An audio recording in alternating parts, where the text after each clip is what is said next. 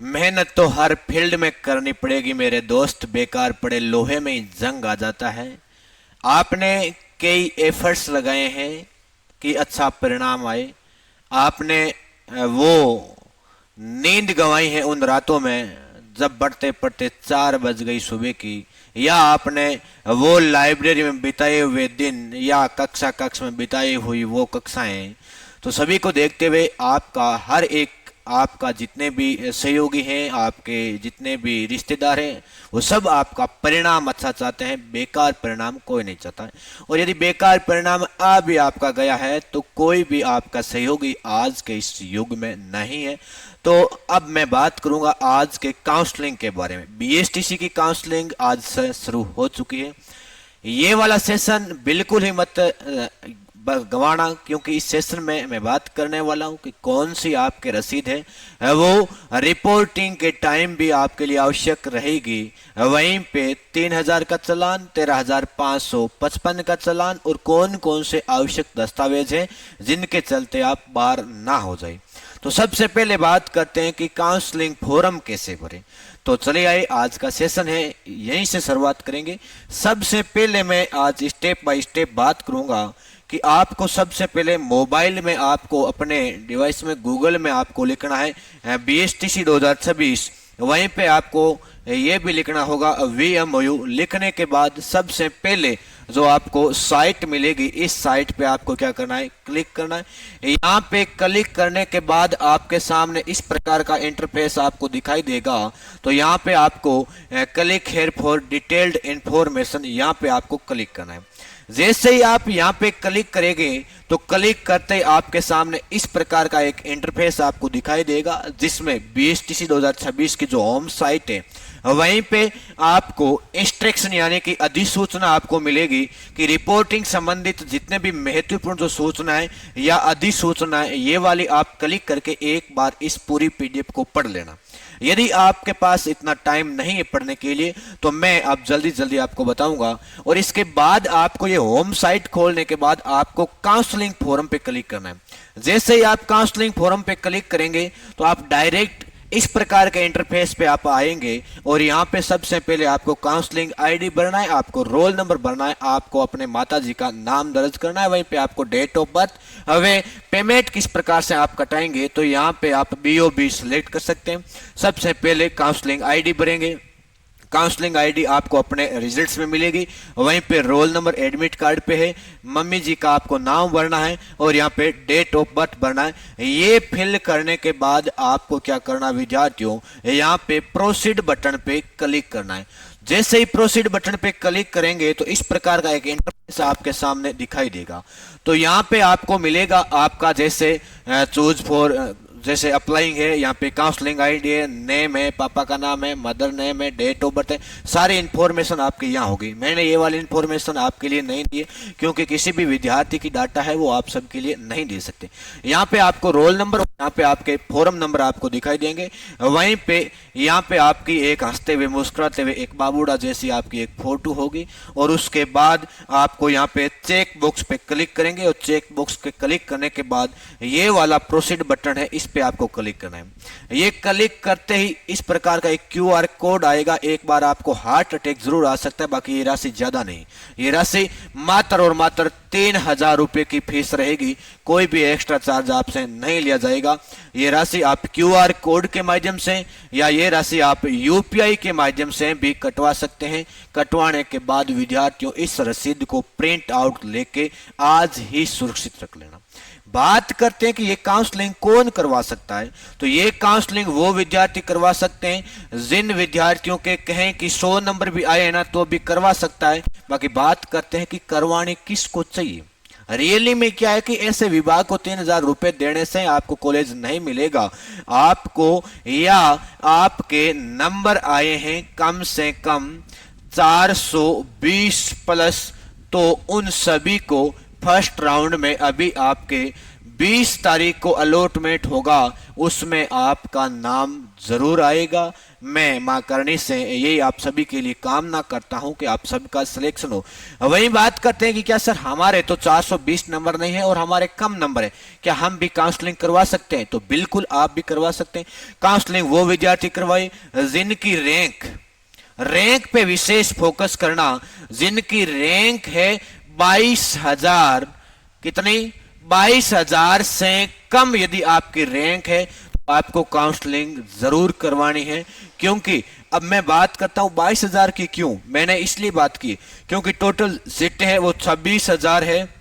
बाकी 26,000 में वो टीएसपी क्षेत्र जिसे आप आदिवासी बोलते हैं, वहीं पे बात करते हैं एसटी कैटेगरी जितने भी विद्यार्थी, उन सभी का जैसे 28,000 सीटें और 27,000 रैंक है, तो फिर भी उन विद्यार्थियों का चयन होगा और आपका नहीं होगा।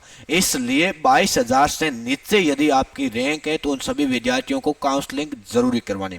वहीं पे थोड़ी मार्क्स की बात कर लें तो मार्क्स की नीचे से नीचे कट ऑफ रहने वाली है। इस बार की कट ऑफ है वो फाइनल कट ऑफ, ये आज का आप स्क्रीन शॉट ले सकते हैं, 414 से कम वाले विद्यार्थियों का सिलेक्शन नहीं होने वाला है। 400 से 14 या 414 से ऊपर वाले विद्यार्थी, उन सभी विद्यार्थियों का सिलेक्शन होने के प्रबल चांस है। वहीं पे पहली लिस्ट में ना आए तो सेकेंड व थर्ड लिस्ट में आपका नंबर बिल्कुल आ जाएगा।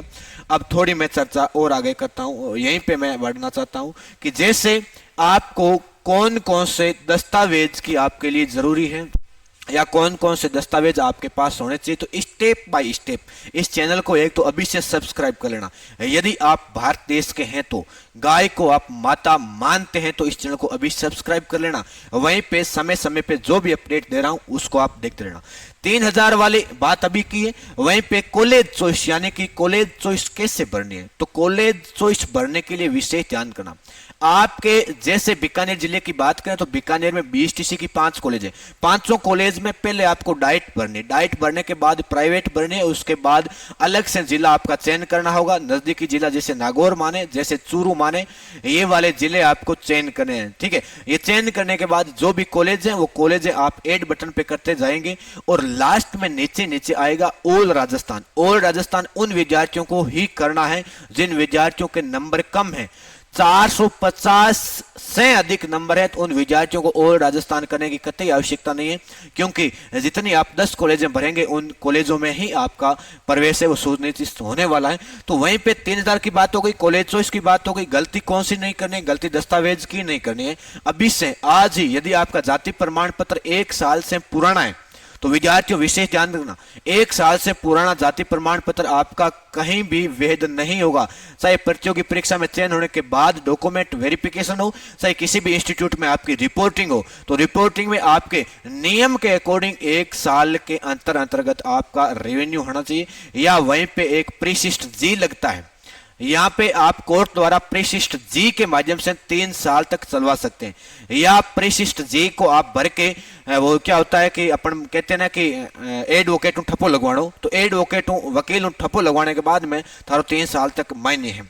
वहीं पे थोड़ी अपन चर्चा और करते हैं जैसे कौन कौन से दस्तावेज आपके लिए आवश्यक हैं, वो काउंसलिंग के दौरान चाहिए। तो काउंसलिंग दौरान के लिए आपको जैसे बीएसटीसी अभ्यर्थी अभी से अपने सभी दस्तावेज या आवश्यक दस्तावेज तैयार रखें ताकि काउंसलिंग के समय, यानी कि काउंसलिंग का समय अब चल रहा है, काउंसलिंग की समय या काउंसलिंग की डेट क्या है तो वो विद्यार्थी यहां पे ध्यान दीजिए। काउंसलिंग का जो रजिस्ट्रेशन डेट है वो 11 जून से 16 जून, 5 दिन का आपके पास टाइम है। और 20 तारीख के आपके क्या हो जाएगी, फर्स्ट अलॉटमेंट है वो जारी हो जाएगी। वहीं पे अनिवार्य दस्तावेज यानी कि कंपलसरी जो भी दस्तावेज है वो एक तो क्या स्कोर कार्ड का मतलब होता है रिजल्ट्स, आपका जो कल परिणाम आया वो, एक होता है आपने जो फॉर्म भरा था, एक तो आवेदन फॉर्म, एक आपकी 10वीं की मार्कशीट, एक 12वीं की मार्कशीट।